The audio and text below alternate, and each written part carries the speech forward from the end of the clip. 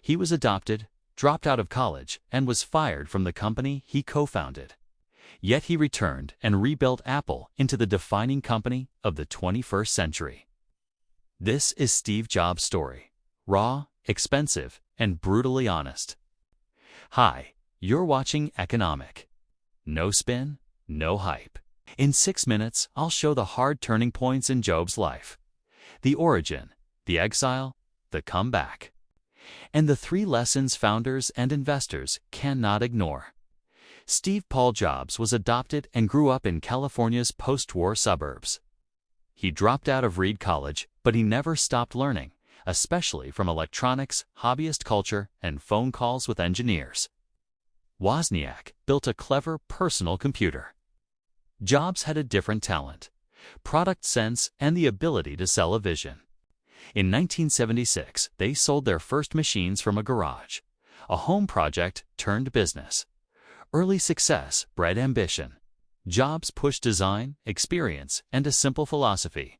The product is the experience. That focus would later become Apple's core advantage, but it also planted seeds of conflict. Apple grew fast. The Macintosh launch in 1984 was theatrical and visionary.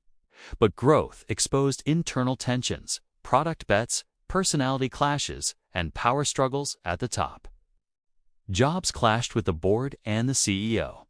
The company that he helped found moved in a different direction. In 1985, after a bitter struggle, Jobs left Apple, forced out from the company he created. That exile was a collapse and an education. He started next and bought Pixar businesses that taught him about software, storytelling, and the economics of content. Apple was floundering when Jobs returned in 1997. The company had lost focus. Product lines were confusing, and margins were under pressure. Jobs' comeback plan was surgical. Step 1. Simplify. Cut the product lines. Step 2. Integrate, control both hardware and software tightly.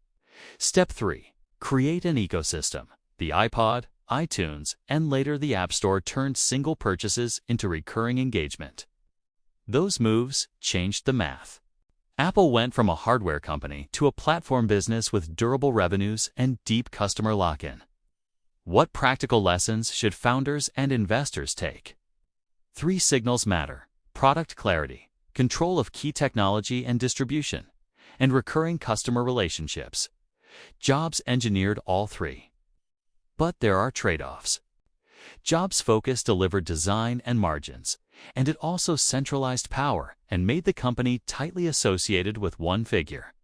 That concentration has strategic risks. Which of Jobs' comeback's moves mattered most?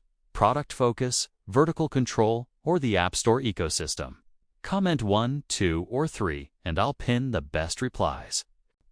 Subscribe for daily explainers on companies, policy, and market signals. EconomiQ, no spin, no hype.